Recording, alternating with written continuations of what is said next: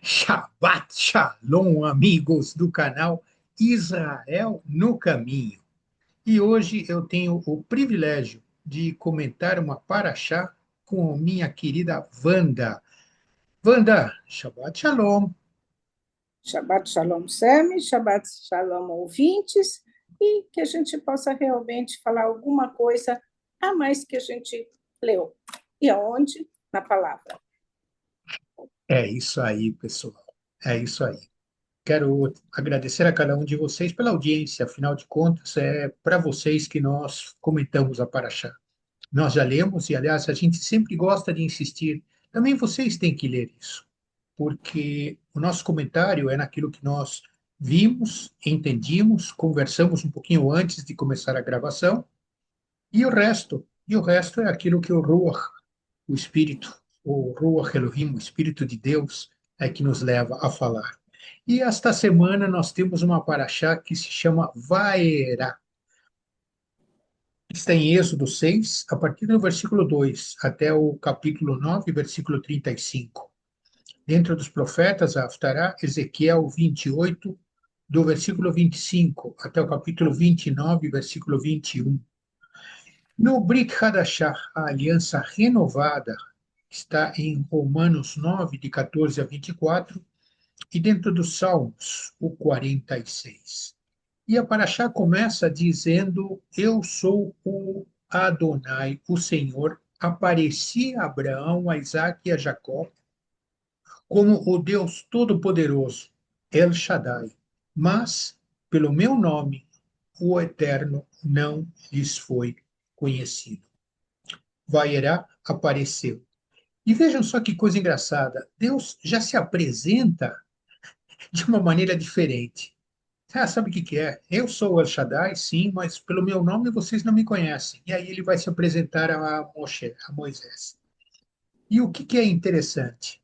É de que ele quebra uma situação aonde, imagine você, Moisés vai lá encontrar com Deus, está lá numa sarça ardente que não se consome, e Deus já vai criando um ambiente agradável. Né? Sabe o que que é? Ninguém me conheceu pelo meu nome. Então, já está preparando Moisés para receber uma autoridade. Ele vai delegar uma autoridade a Moshe, e essa autoridade, ela é de uma maneira definida em Êxodo 7. Vejam vocês, a partir do versículo 1, ele diz: Então disse o Eterno a Moshe: Vá e veja que te constituí como Deus sobre Faraó, e Arão, teu irmão, será teu profeta. Caramba, Wanda, olha a responsabilidade de um representante constituído pelo Todo-Poderoso. Não é qualquer delegação, não. Virou embaixador de Deus. Que coisa, né, Wanda? Pois é, Sami, que responsabilidade. Como a nossa também, de falar algumas coisas que a gente leu e que a gente gostaria que as pessoas também um dia acreditassem, como Moisés, porque Moisés, na verdade, ele também não queria essa responsabilidade. Não, Deus, por favor, manda meu irmão, faça alguma coisa. Mas eu não estou afim de falar. O povo não quer ouvir. Ah, não, mas eu vou te preparar. Não, eu vou te preparar para falar com o faraó. Não, Deus, olha, veja bem, se o meu povo não quer me ouvir, como que o faraó vai me ouvir? Mas Deus tem saídas. E aí a gente vê muito que a aliança que Deus fez é tão importante que, olha, no Êxodo 6, fiz uma aliança com Abraão, Isaac e Jacó. Aliança com eles e prometi dar-lhes a terra de Canaã, onde tinham vivido como estrangeiros. Então, você imagina, tudo que Deus prometeu, ele cumpre. Então, nós não precisamos fugir de nada, nós precisamos só acreditar. E ele vai fazer o resto. Farei com que vocês sejam o meu povo e eu serei o seu Deus. Olha, então a gente não precisa ter medo. E aí a gente também, vou voltar agora para os dias de hoje. no dia 7 de outubro de 2023, era para o povo ficar em casa esperando o fim. Não, o povo se levantou e está lá enfrentando e está fazendo o melhor. Quer dizer, Deus é todo-poderoso, ele tem controle de tudo isso. Então, a gente vê o tempo inteiro que, mesmo que a gente fuja das responsabilidades, o Deus está lá. Uma das coisas que Deus fala para Moisés, para esse embaixador, é: deixa, eu vou fazer com que esse faraó vai libertar os israelitas que já estão cansados de ser maltratados. Eles eram escravos, quer dizer, sair de um lugar onde era cômodo, de certa maneira, para hoje ser um povo livre. A liberdade é tudo. O que Deus manda? Pragas, pragas e mais pragas. Imagina um rio, de repente vira sangue, rãs, piolhos, moscas, enfim, todas essas coisas. Às vezes, a gente tem que passar por algumas coisas difíceis para dar valor e para entender quem é esse poderoso. Embaixador, ele levou o povo, mas quem realmente conduziu foi o Deus Todo-Poderoso, não é, Sami? Então, veja você. Você acabou de definir o que foi a atitude do embaixador, mas lembre-se de que o embaixador está representando um reino, um presidente, o primeiro-ministro. Ele é representante de uma autoridade. Ele não é autoridade, ele é o representante da autoridade. Então, quando nós imaginamos, por exemplo, o embaixador do Brasil em Israel, ele tem que conhecer a Constituição do Brasil e ver como é que ela se ajusta em Israel. O oposto, o embaixador de Israel no Brasil, ele tem que conhecer as regras e costumes do Brasil na visão da Constituição, da Carta Magna israelense.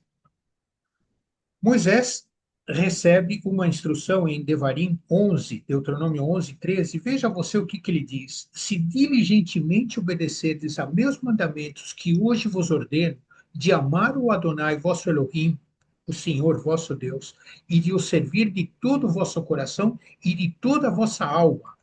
Então, esta que é a essência do bom embaixador. Conhecer as regras que levaram ele à posição que ele ganhou. Lembre-se de que Moisés, ele nasce, ele foi entregue por Deus para que a filha de Faraó o recebesse. Ele recebeu uma autoridade fantástica dentro do Egito, porque ele foi criado dentro da casa de Faraó. Aí depois Deus diz assim: chega, agora eu vou te mandar pastorear vaca. Não, vaca não, cabra não, ovelha. Vai lá pastorear o teu sogro. E lá vai Moisés com toda a bagagem dele para a tarefa simplória. Nesse momento, Moisés deve ter olhado e dito: Deus, espera um pouquinho só, o que você me fez aprender na casa de Faraó e agora você me faz desaprender tudo? Não, não é para você desaprender. Eu vou te encher com as informações que você precisa ter. E aí aonde Moisés se transforma neste embaixador. E esse embaixador é aquele embaixador que vai fazer público aquilo que era a instrução de Deus, como você disse, Wanda. O que ele fez?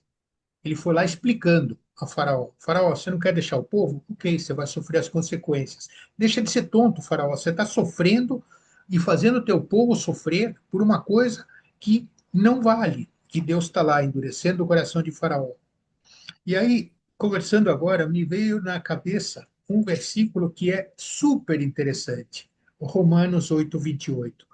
Tudo coopera para o bem daqueles que amam e temem ao Senhor, de acordo com os propósitos de Deus. Então, quer dizer, o povo do Egito sofreu? Sim, sofreu as consequências.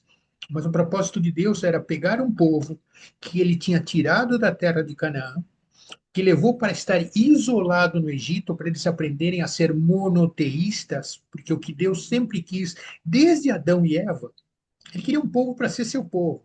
Ah, mas deixa, eu sei mais o que eu faço e I do it my way. Ah, you do it your way? Legal. Vai ser expulso do paraíso porque você não soube obedecer.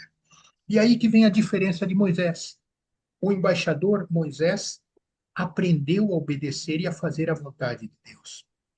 Então, quando a gente vê o resultado desta maravilhosa obra que Deus orquestrou, o povo sai do Egito com, digamos assim, a paga de 400 anos de escravidão. Eles levam tantas maravilhas, tanto ouro, tantas preciosidades, que conseguem fazer o Mishkan coberto de ouro e ainda sobrou. Então, gente, eu acho de que muitas vezes nós precisamos reconhecer de que nós não somos nada diante da Gevurá, do poder do Eterno. E essa Gevurá nos ajuda na ação do Espírito Santo. E não é isso aí, anda, põe na tua cabeça e me ajuda a explicar. O que foi que Olha, Yeshua nos deu? O que foi que Yeshua nos deu? o Yeshua deu para nós esse espírito, onde às vezes a gente não percebe, não fala assim como nós falamos agora, mas ele fala no nosso coração. Às vezes eu estou lá, né? Faz assim, faz assado. Ele dirige todos nós. Agora, para ouvir a voz dele, para ouvir o caminho que ele quer que a gente anda, nós temos que abrir o quê? O coração. Porque racionalmente é difícil você dizer assim, ah, eu vou acreditar, não estou vendo. Mas a gente está vendo, sim, está vendo tantas coisas lindas, tantas coisas que Deus hoje está fazendo em Israel. Deus, olha, o que eu vejo é cada dia mais lindo, mas é assim, ele derrama bênção. Teve aquela coisa horrorosa, mas Deus levantou o povo está forte, firme, como foi no tempo de Moisés. O pessoal era duro, não acreditava. Não, mas não sei o quê, o mar abriu. Tudo foi feito. E é assim que a gente tem que fazer. Nós temos que acreditar, abrir o coração e dizer assim: Deus, você sabe o caminho, eu não sei. Então, que todo mundo possa fazer isso, porque quem é o poderoso? É Deus.